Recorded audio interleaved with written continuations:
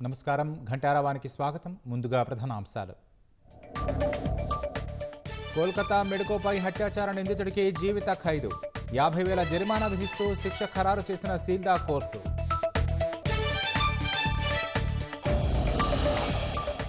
జ్యూరిచ్లో చంద్రబాబు పర్యటన, భారత రాయబారి మృదుల్ కుమార్తో భేటీ.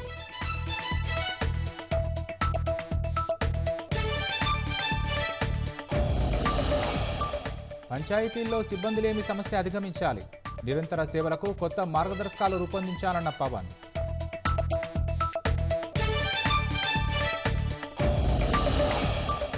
విశాఖ గోపాలపట్నం ఠాణాను ఆకస్మిక తనిఖీ చేసిన హోంమంత్రి, సింహాచలం ఆలయం వద్ద పోలీసు అవుట్పోస్టు ఏర్పాటుకు ఆదేశం.